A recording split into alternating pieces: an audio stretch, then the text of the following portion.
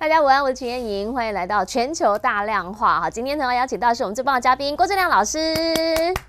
大家平安，好，欢迎老师哈。今天来到现场，我们同样是要来聊一聊。其实，在最近有非常多的事件正在如火如荼的进行当中，包括什么？包括呢，下个星期3月5号，美国即将进入超级星期二哦，那个就精彩了，一次16周，就要开始让大家知道年底的战事可能是一个怎么样的战线。不过呢，在这场选战当中，大家觉得最有可能会影响的是什么？就是现在内外交迫啊，拜登呢，他就受限于加萨走廊这个事件要怎么样能够让它停歇？俄乌战现在马克宏出来讲话，他要怎么样来表达自己的立场？但是看起来又不能够太软弱。对于中国来说，现在呢，他们的这个驻华大使伯恩斯直接讲了，我们不想要生活在中国人主导之下的世界。这句话讲起来就好像觉得说，中国怎么了吗？中国呢是一个可敬的对手，但是呢，那个敌我意识是会一直存在的。要先来请教一下老师，你怎么样来看了？因为拜登呢，他现在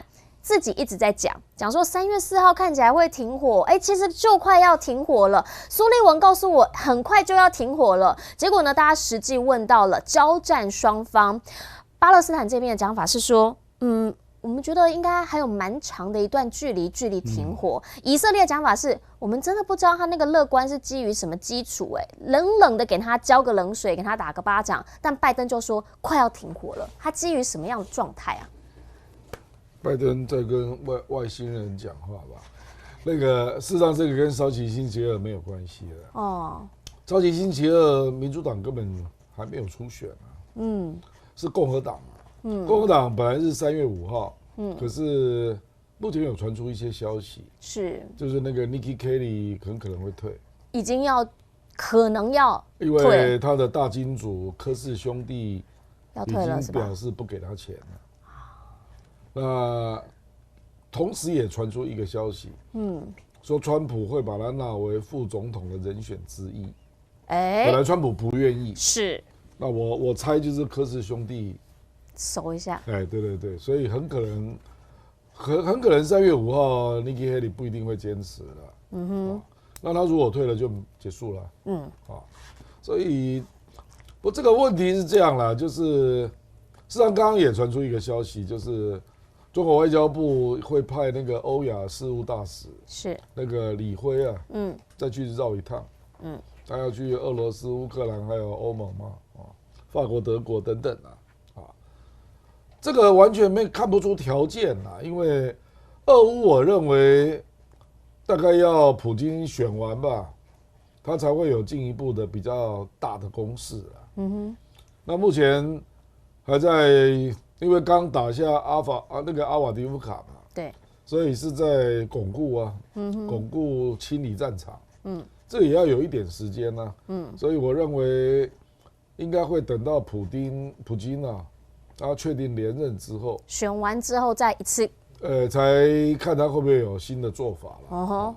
那乌克兰现在真的很难啊，他事实上你给他军援也没有用，因为他主要是缺人啊，所以这个并不是给钱给军备就可以解决的问题了。就是他东西送进去也要有人使用，前线要有人打仗。对啊，那。你可以看到他人力事实上面对了很大的问题啦。这个泽伦斯基显然不诚实了。他说乌克兰死了3.1万，这全世界没有人相信啊。我昨天看了美国几个报纸，美国也没有人相信啊。这个搞不好要加个零呢啊。这个就是他目前碰到了，你看他的作为嘛，他希望欧洲遣返乌克兰有国防役身份的男生。他算了一算，有65万人跑了啊。那这个他要把这个征兵的年龄从27岁降到25，那引起国内很大的反弹啊。那你要降年龄，表示你人不够嘛，不然你降年龄干嘛？那当然是因为27到40岁投入打仗的人哦，感觉是全部打光了，所以他是很惨啊。因为你看那天那个阿夫迪夫卡撤军的时候，你看那些战士的那个看那个样子几岁啊？我认为我的感觉都是45岁以上，那年纪都很大，所以我认为乌克兰是卡在这里了，就是而且欧盟自己也做了民调，对，那认为乌克兰有可能逆转胜的，不到10%，没错，大概只有瑞典瑞典那个白富佐的大概活在天空中这样，那认为乌克兰还可以逆转胜有42%，那个就是异想天开了。那美国共和党你也看到他休会嘛，是，那再开议也3月初了这个3月初，他第一个问题恐怕也不是乌克兰，而是美国政府关门，因为他们这几天其实陆续的在开会在瞧，拜登也请他们来聊可是聊一聊之后，大家就讲说还是卡在俄乌援乌的法案，你要跟政府的钱绑在一起，双方就瞧不拢了。这瞧不拢，对，瞧不拢那也有几个共和党的，因为他们还是觉得以色列要支持嘛，所以有人想把那一块抽出来，那抽出来就是要把乌克兰跟台湾的给丢在旁边因为934亿是包括乌克兰600亿，以色列大概300吧。那台湾它也不是叫台湾，它叫印太地区，印太地区大概48亿，所以因为印太地区人家也不知道你在干嘛所以印太地区跟乌克兰很有可能就不审。那在这种情况之下，你怎么打呢？这个打不下去，你就会看到又有一段那个纠缠时期了。就是你一直不愿意谈判了，那对俄罗斯来讲，他就耗着因为他有足够的实力跟你打消耗战是，而且你有4个邦落到人家手里，对不对？那到时候这个4个邦的 GDP 也算入俄罗斯这个很残忍的事而且我那天看到一个数字，我都快昏倒了。乌克兰在战前就2年前它的人口是4200万那最近有人在丢出一个数字了，就是乌克兰的人口普查的数字这个人口普查是以他掌握得到的才算所以顿巴斯那4个邦不能算结果乌克兰政府现在掌握的人口只有2337万人，砍半你看有多可怕？砍半就是意思大概，比如说有800万跑到欧洲嘛，300万跑到俄罗斯嘛，那还有那4个邦的人口，你通通都要扣掉那还有死的伤的，所以这是很惨的情况然后它的 GDP 大概只剩下1600亿，这很惨你去想一想，乌克兰这么大的一个国家我们台湾的 GDP 接近7000亿美金乌克兰只有1600多亿，所以你去想想他这个状况，你怎么打？你怎么打？你军队，你现在征兵，请问你给人家多少薪水？那不幸往生，你给人家多少抚恤金？很难我坦白说了，这个俄罗斯也死很多人，可是俄罗斯是用高价来让你来当兵，然后也给很高的抚恤金所以怎么样？这个拿破仑讲的没错了，这个战争到最后都是钱的问题那加沙这个部分也难在哪里呢？难在以色列自己定不出他的目标就是怎样叫做打完今天有个最新的目标说，他们发现了那个主要的那个首脑，其实藏在地底下，然后呢旁边都是人质，一圈一圈的包围他，有机会把它拿下来，但是人质可能就死伤。然后他们开始在讨论，因为有一个报道出来说他们在讨论如何能够最少的伤亡情况之下，然后把它拿下。但拿下了，然后呢，拿下就表示你打完了吗？他也没这样讲是啊。对啊，那所以怎么样叫打完了？那个纳坦雅胡说什么？他说既然是斋戒月嘛，那3月10号就结束了3月10号斋戒月结束，如果哈马斯不把全部的人质释放，他就要打拉法。那拉法这个地方本来人口大概只有40万，那现在挤到140万，所以你几乎可以去想见，他如果打拉法会造成多严重的人道危机嘛？所以现在几乎所有的国家都说你不可以打，因为里面老的小的太多。是可是看起来他也是要打就像你刚刚讲的，就是那个老大还没抓到等等这里大概就会产生2种变数了，就是他如果真的去打拉法，我认为国际恐攻可能会开始。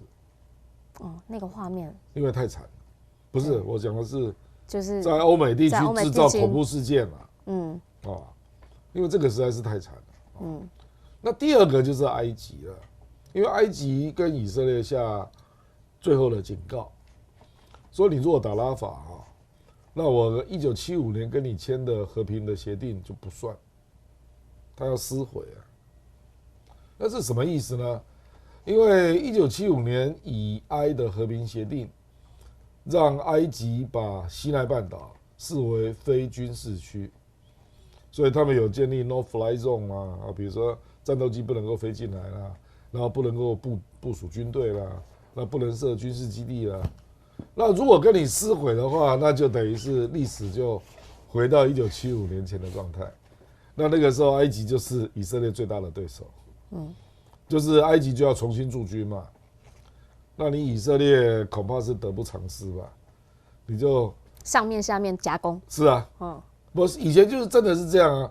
那个时候发生那个战争，就是我们说应该算第3次了啦，因为第1次是建国嘛第2次是6日战争，接下来第3次，第3次就是埃及跟叙利亚围攻以色列啊，一南一北啊。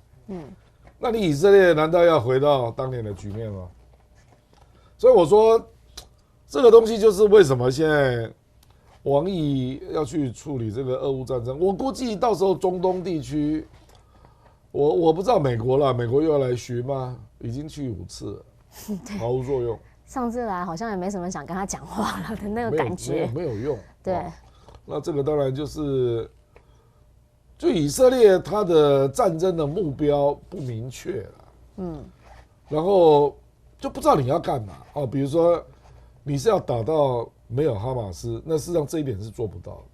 就你如果战争目标是不可实现那这个战争就无法停止嘛，那善后方案也要出来啊。结果现在他的方案被美国打脸了，他说我要建立有以色列的屯垦区啊，这个怎么可能？这没有国家可以接受了可是问题是他内部的力量，就是极右翼也上来了对，那极右翼就有一个党，就是屯垦区产生的，那他的犹太牧师已经带人说他们要重建加萨市，那个就是以色列人要来建立屯垦区嘛然后他说以色列的屯垦区，巴勒斯坦人不准进来。那所以人家不能回家的意思，那人家去哪呢？对啊，不是你就不能进加萨市，你可以去别的地方因为加萨市基本上我回不去，加萨市已经被完全摧毁了，是啦，现在已经没有家了，现在全部都在南部，没有家了啦。对，那就是说你不能进来，那加萨市当初会变成加萨地区最大的城市，一定有它的地理条件嘛。是，那现在以色列人看上，他说我们愿意重建加萨市，让它变成科技城我们有的以色列人愿意进来经营，可是你巴勒斯坦人不能进来，这个你怎么可能接受？然后另外就是美国本来在谈的是说让巴勒斯坦的约旦河西岸的政府进来嘛，对啊，那以色列反对嘛，以色列说那个是一个无能政府啦，到时候一定是到处都跟哈马斯玩黑白脸之类的那听说美国要介入了，所以美国可能现在听说巴勒斯坦自治政府的总理要换人，换一个比较觉得有用的，至少比较亲美的了，可是你如果是这样，他就是要让以色列放心说这个总理是我的人这样，可是问题是你搞不好去会被哈马斯暗杀，哈马斯怎么能接受？那岂不是你美国跟以色列联手，搞一个亲美的巴勒斯坦自治政府来接管加萨？这个他怎么可能接受？所以我跟你讲，到时候一定暗杀不断。又是一个腥风血雨，不就是汪精卫嘛？就等于是美国要找一个巴勒斯坦的汪精卫进来嘛。那哈马斯怎么可能接受？因为在战前就是哈马斯政府嘛，大家都知道。那所以这样下去听起来，因为现在其实以色列他们自己要开始做一些地方自治的选举啊，等等等，那些民间也有一些压力，比如说他们就也觉得说战争打到现在，那我们的家人还在前线这边来应战，然后确实也有所死伤嘛，那又有的人质他的家属还在里头，他们也想问说你的终极目标是什么？可是问题就是现在没有一个结果，没有一个结论，这一些压力对他来讲。到目前为止都还不可能构建。你反对纳塔尼亚胡没关系，因为以色列是民主政权啊。是。不然你拿出方案啊，你告诉我你要怎样？纳塔尼亚胡现在有点占这个便宜了。就说反他的人就说我以色列要撤军嘛。那纳塔尼亚胡就反问你啊，那撤军，哈马斯不会再来打我们吗？你能确保我们永久安全吗？当然是这样啊。就是我们在讲的，就是说，通常一个战争结束不是你撤军就结束了，你要去建立安全的架构啊。比如说俄罗斯，他就说我用现状停火嘛，我不会再打了。可是这4个邦呢，我已经吃下来了，我不会撤军，那现在更有底气了，对不对？那美国本来很硬啊，说你先撤军再谈，你美国现在还有这个底气吗？所以你那个阿夫迪夫卡被打掉之后。俄罗斯条件还是一样，我就现况我不会撤军，要不要结束？所以泽伦斯基就去沙烏地阿拉伯去谈了，去谈也没有用啊，就开始说能不能和平啊，能不能有一些方案啊，帮我们再继续瞧瞧看啊？你之前说你很想瞧，你可不可以帮忙啊？他哪有那种能力瞧俄罗斯啦？拜托，所以现在就开始有开始是我讲白了啦，真的能够瞧的只有美国跟中国啦，真的是这样。美国可以搞定乌克兰啦，那中国可以搞定俄罗斯，就是这样。可是我完全看不到这个迹象，因为最近也有人越来越多研究显示了，我意外的是看到《华尔街日报》登了这篇这么大的文章他说美国为什么这么爱俄乌战争呢？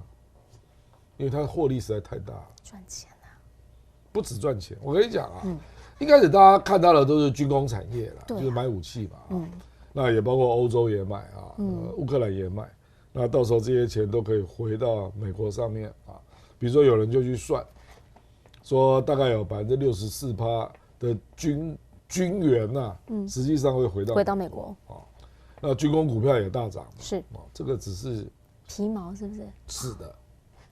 我跟你讲，美国已经逐渐发现，它2023年的经济会这么好，跟俄乌战争有绝大的关系。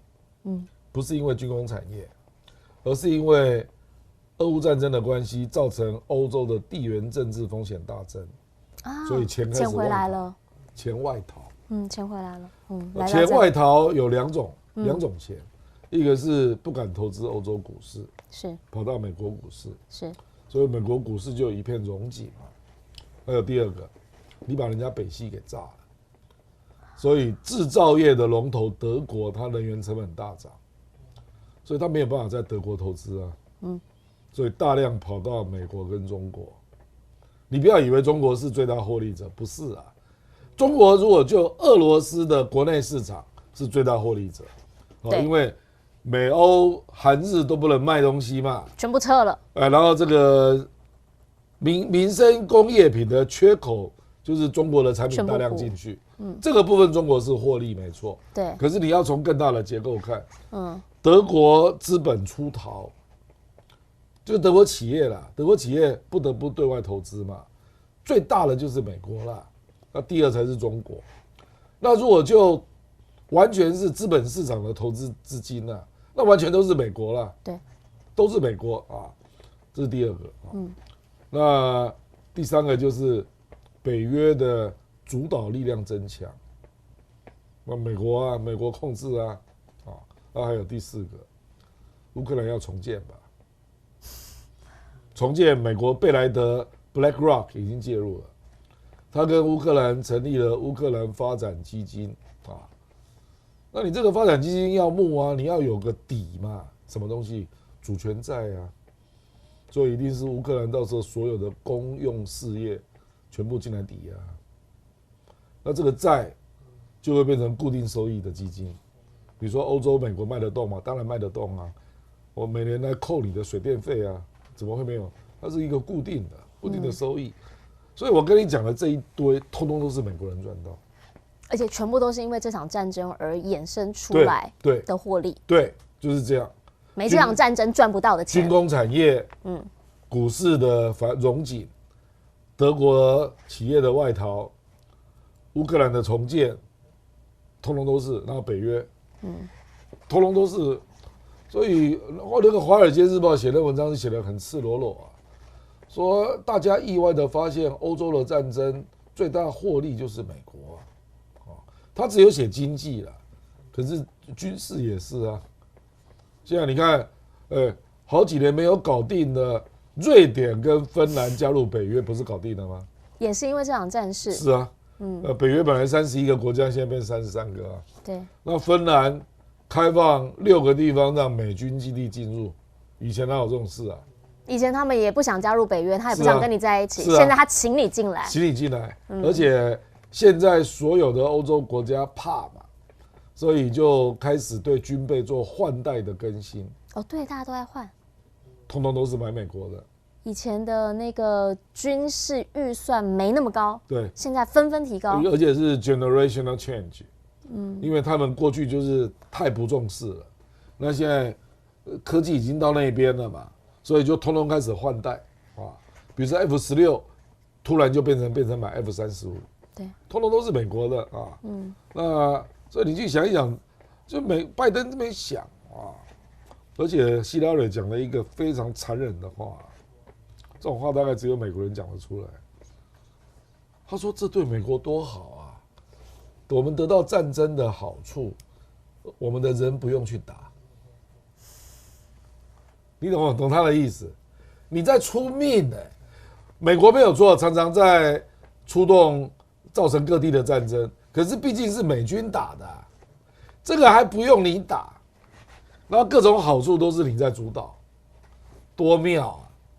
所以我跟你讲，这里面获利的团体很多啦。所以为什么你就觉得俄乌要谈判要谈和始终不容易？因为对希拉蕊这种人来讲，他就觉得说乌克兰还可以继续卖命啊，我们继续赚啊，就是这样啊。那你怎么看马克宏在这个时机点，他突然把所有的人找来，然后登高一呼，我们不能再这样下去了，这样下去会输，我们是不是大家直接进去打？美国不要，欧洲全部不要。我跟你讲，欧洲最大的特色就是吹牛啊，尤其是法国。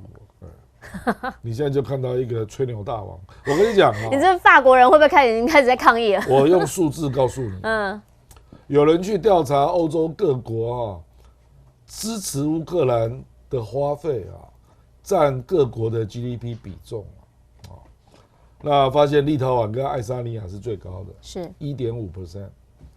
他们真的怕，就在旁边怎么不怕？对，就在旁边呢。拉脱维亚也有1%，那排第2的就是北欧国家，北欧国家大概都是0.5左右英国0.34德国0.42，德国你知道法国多少吗？0.2，真的假的？真的，是因为它最远是不是？不是。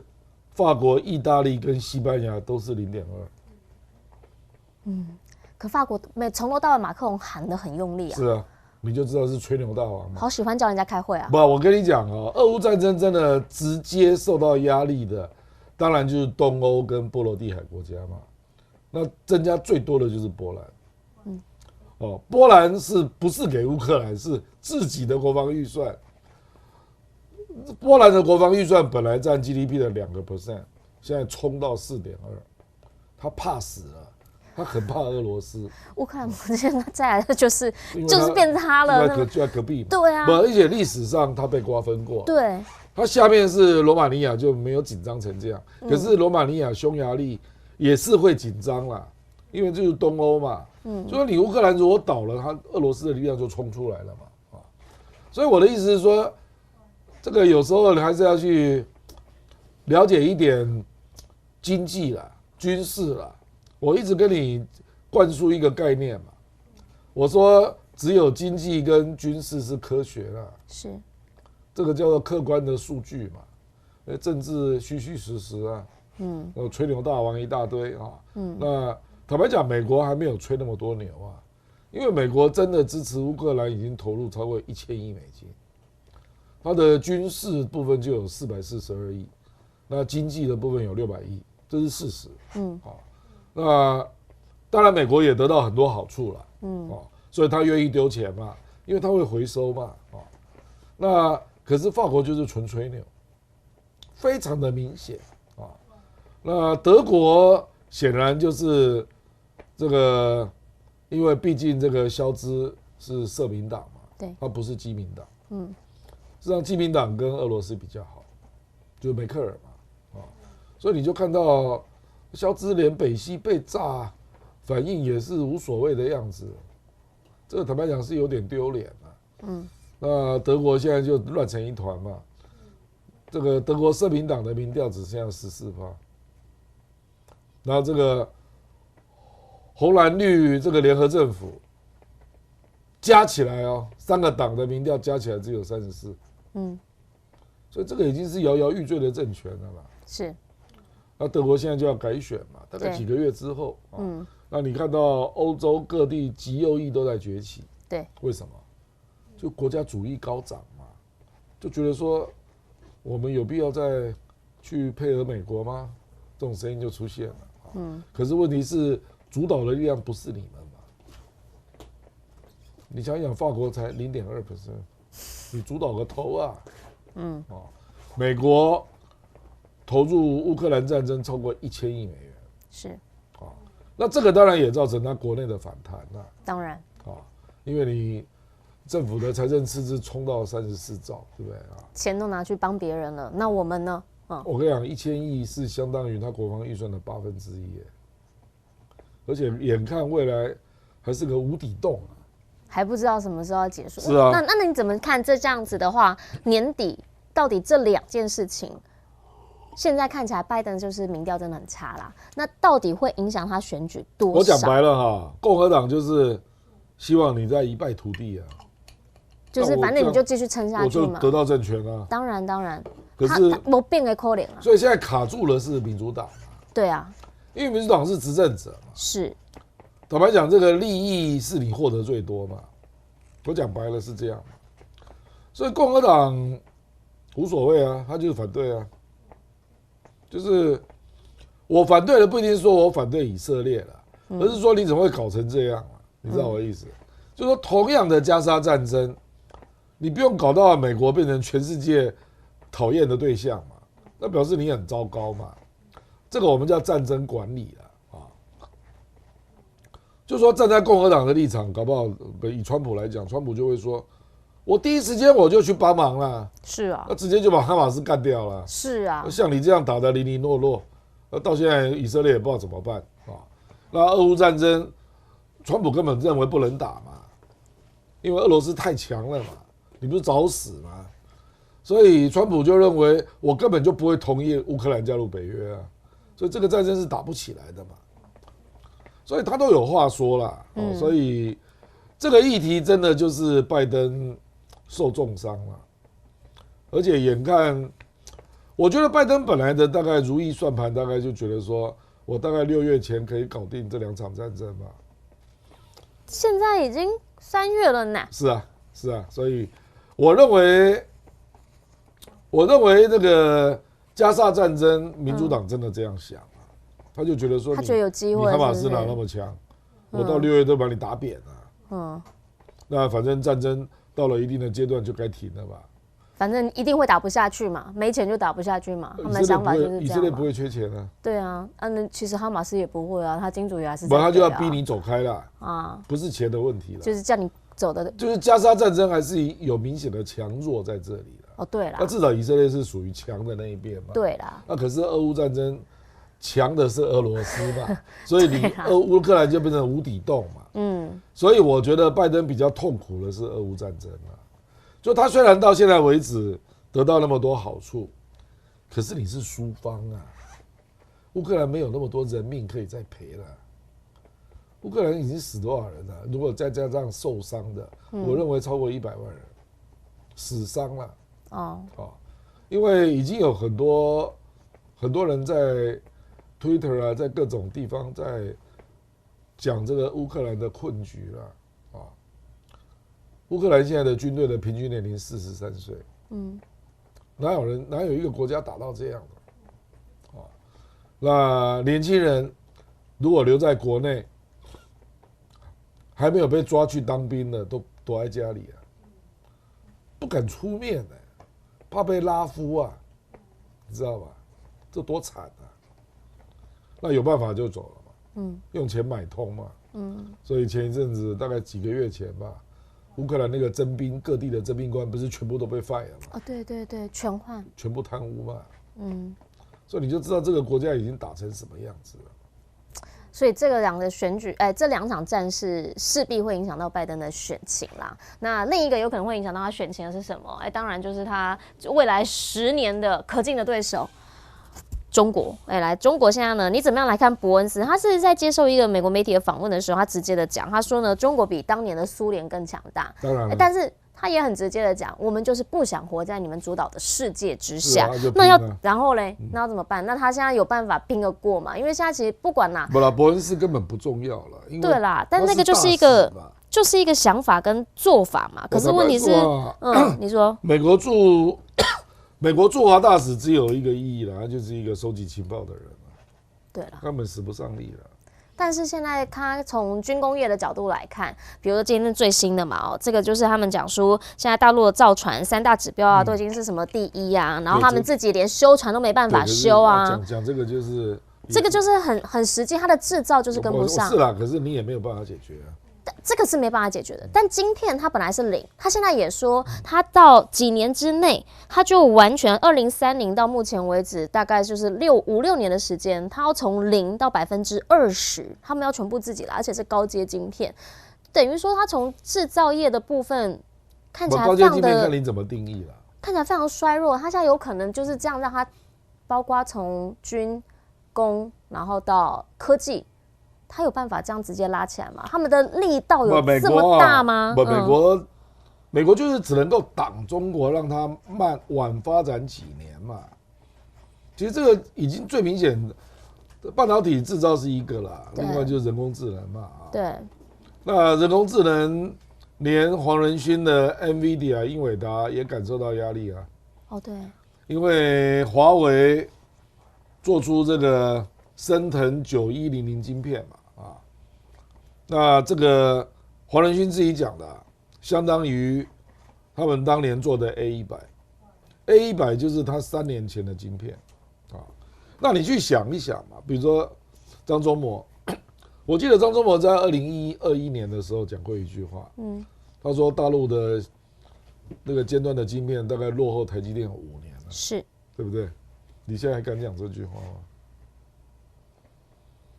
比如说华为 Mate 60 Pro， 去年8月29号出来嘛，对不对？那个时候不是大家都要排队吗？排队就表示它的制造并不稳定嘛，现在已经没有排队了，量产是不是跟上了？不，就表示它的晶片供应不是问题嘛，对不对？那现在又说这个《金融时报》自己写的，说华为今年会做出5奈米。那你为什么挡不住？它没有 EUV 那为什么做得出来？那一样嘛，所以他们就会开始讲说，为什么黄仁勋会怕？我觉得黄仁勋这个对自己的预警是有基础的啦，就是说，华为现在做出了当年3年前的 A100，对，那 A100 之后就开始到 H100嘛，是。那 H100， 你认为华为需要3年吗？那如果华为假设啦，在1年多的时间做出 H100，那就很多东西就会追上你嘛，因为这个基本上是算力啦，就是速度的问题啊，就是其实我讲白了啦，是在 NVIDIA 的英伟达，它那个也不是算是科技很大的革命啊。它主要是算力变快，那一时人家追不上嘛。实际上它的晶片是7奈米，它也不是先进晶片，是 CPU 才需要用到更高端的晶片 ，GPU 不需要，大概用到7奈米。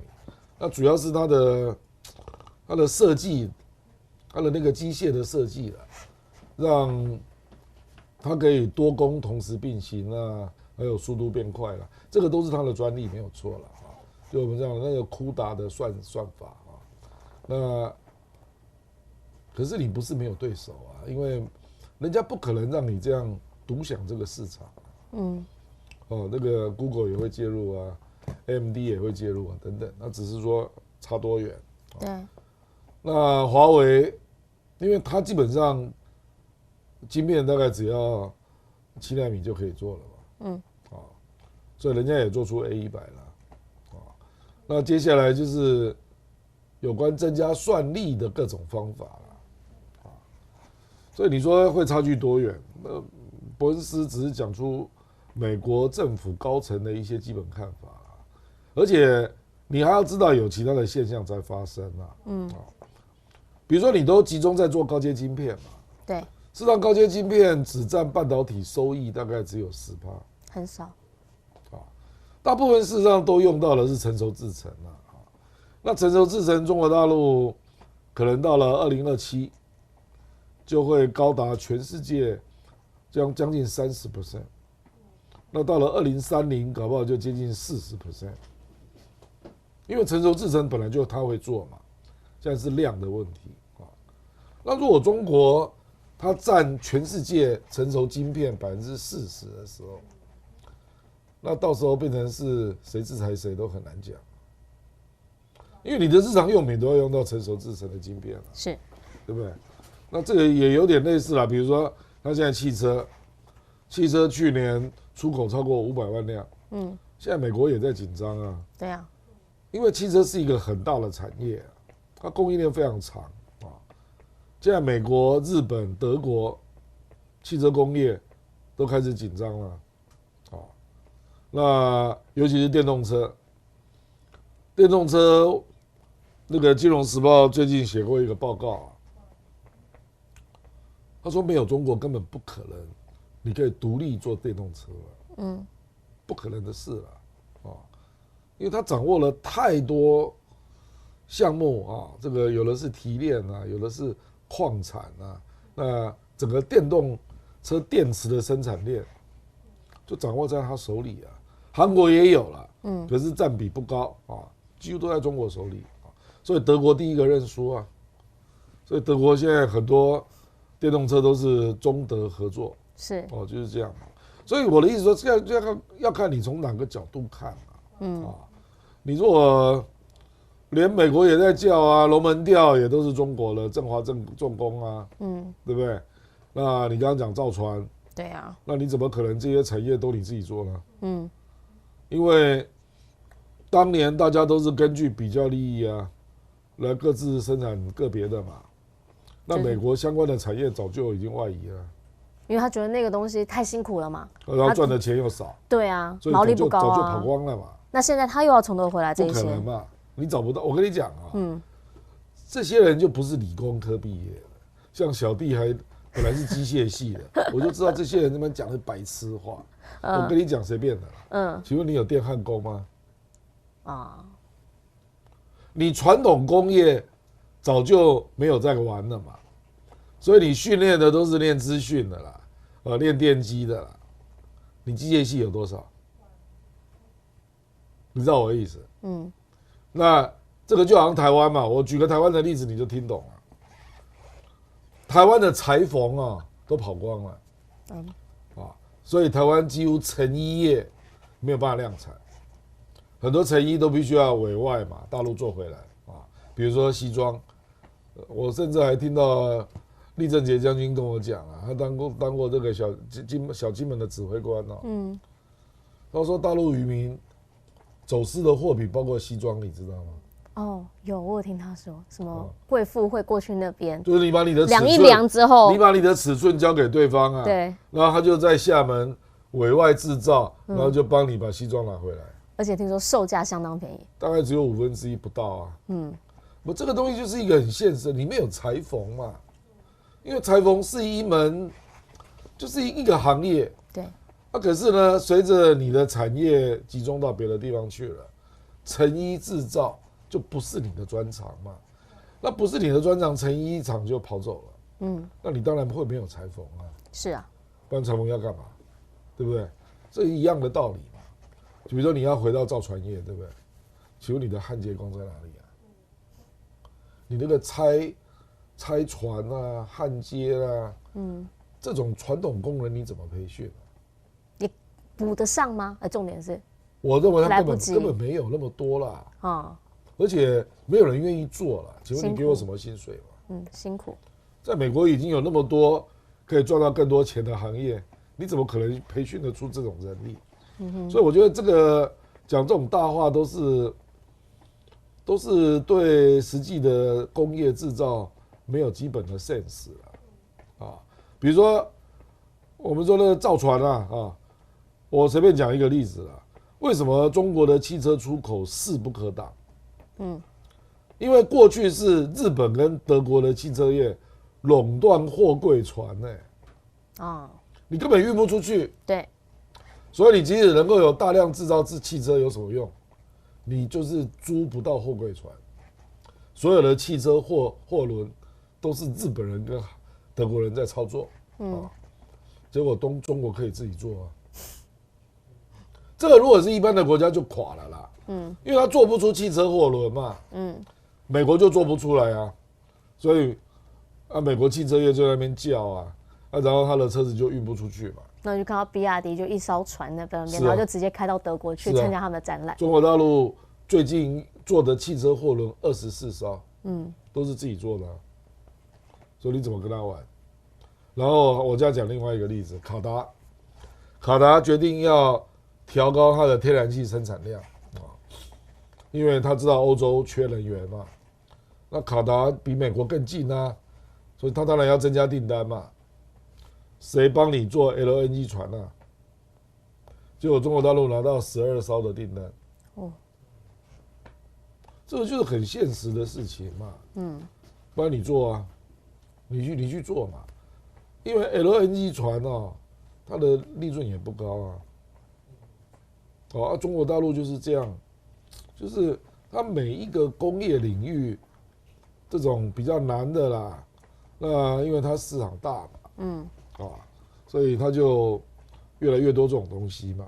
比如说你说那个潜盾机现在全世界最大的潜盾机在中国以前是瑞士跟德国那你也被超过所以德国最近就有人在陆续讨论德国啦，就说德国作为工业的超级强权恐怕已经面临空前危机了。那几乎它所有的领域都被中国挑战，不是只有汽车还有电机化学工具机一大堆啦，都被挑战那有一些根本就已经倒了嘛。韩国你的造船业成熟制成的晶片，你第一个都碰到中国对你的挑战是，所以为什么越来越多国家在恨中国就是这样就是以前那个恨可能是意识形态上的，现在是真的会造成你失业，你知道吗？现在是荷包上的，不是意识形态，我觉得有人是荷包上的，真的会失业是所以你看韩国嘛，韩国是最明显的啦，还有日本日本我前一天看一个数字嘛，日本人现在对中国大陆有好感的只有6%。我是上个月看到的是10%，现在已经剩6%，已经个数了。那就是因为它每个产业都被冲击嘛。可是这个就是一个很麻烦的事情。韩国也非常低，韩国很严重韩国不是只有汽车业被冲击对，它连半导体，它连那个 OLED 也被冲击。OLED 现在京东方市占率已经到15%了。这个就是你一个一个被挑战嘛，造船业也被挑战。汽车业我们刚刚讲，手机根本就撤出中国市场了，对不对？所以我跟你讲，接下来我跟你保证，苹果手机、特斯拉一定被冲击，就是这样华为现在也回来了，当然了，所以你苹果手机会被冲击嘛？特斯拉也被比亚迪冲击就这样那所以在这样看下来的话，因为其实我们也看到，就比亚迪它现在已经开始就是推出了高阶啊，然后低阶，它就是整个市场通通占满嘛。对啊，本来要做车的苹果，它现在也说啊，那不然我们就先不要做好了，我们是退出车市，我们不干了啊。原因是因为我们发现这样子基本上就是不符合他们的一些利益的追求嘛。美国要在法律上也挡不住，因为比亚迪啊，现在就都到墨西哥投资了。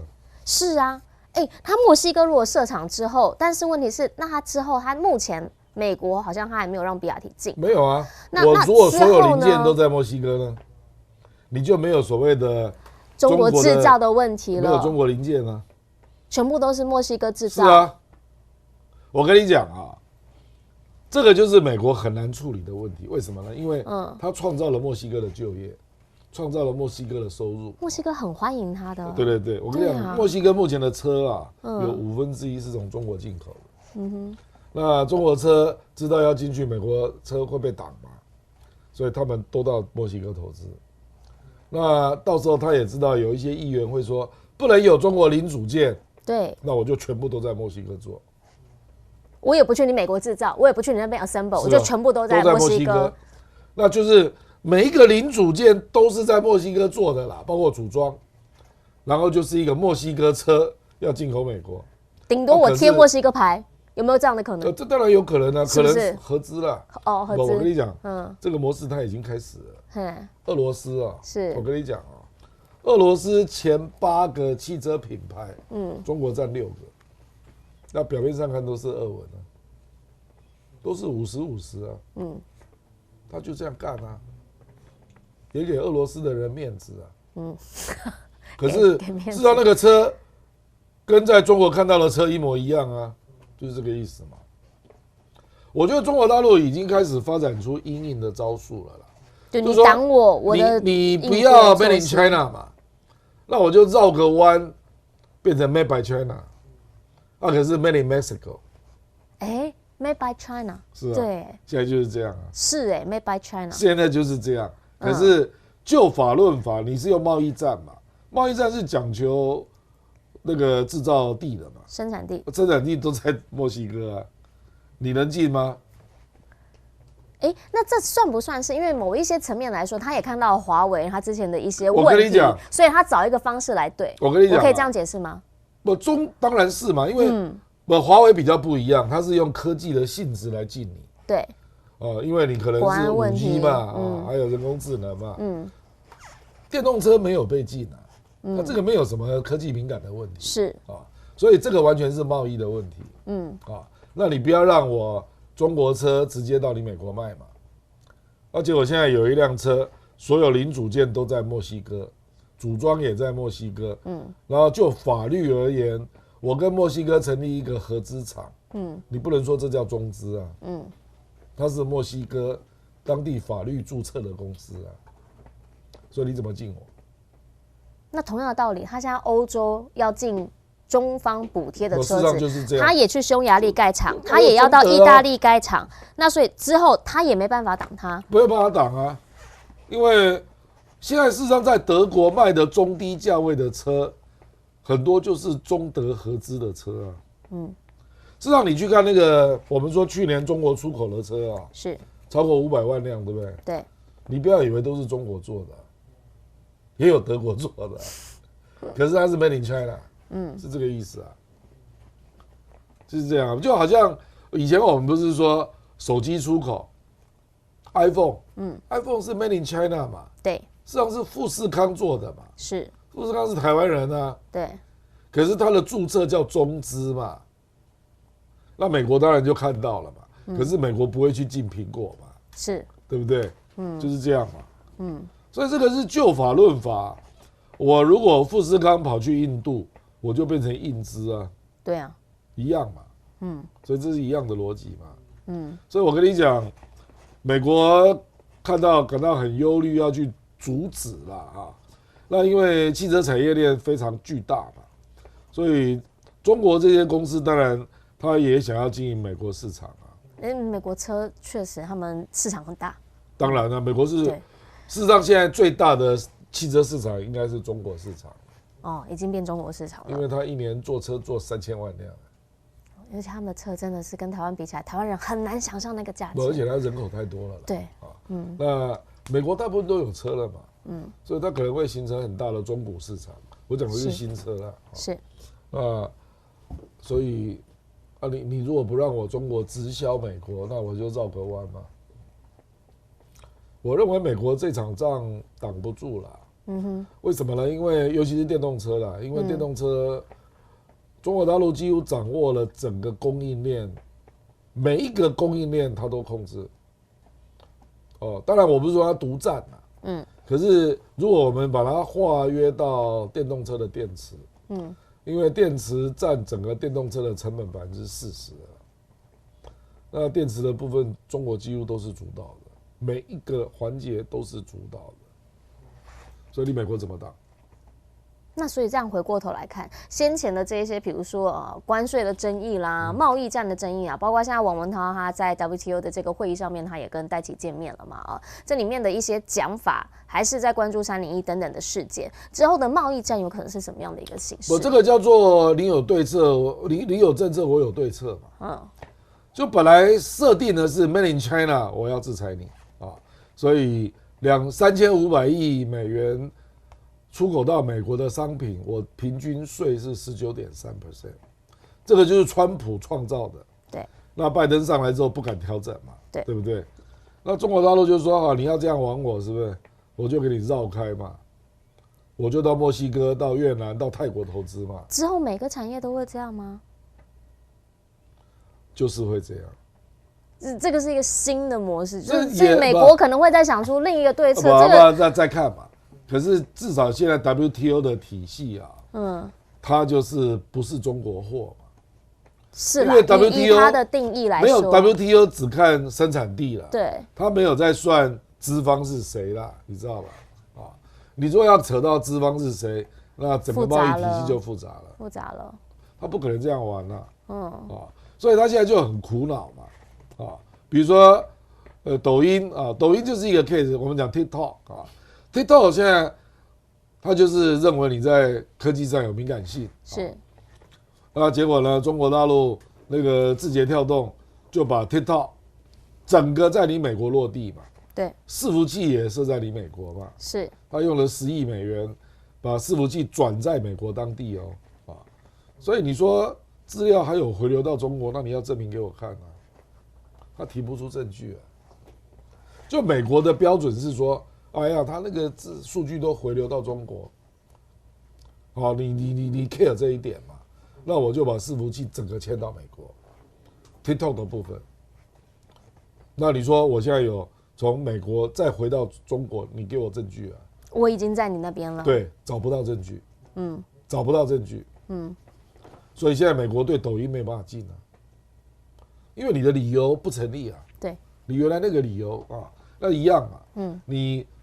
川普跟拜登打贸易战的那个根据是生产地嘛？是。那我现在就绕一招给你绕到墨西哥，绕到越南，绕到泰国看你怎么办。对，你说我中国抢你的工作没关系，我就绕到其他地方，不然你去跟其他地方讲嘛。你说墨西哥人抢你的工作不好意思那些都是美国所讲的有案外包那些都是你要经营的朋友好朋友是小老弟是所以小老弟赚一点怎么了吗？拜登怎么可能去制裁越南？那他表面上都是越南公司那越南政府就会叫这个事实上跟中国不是一样吗？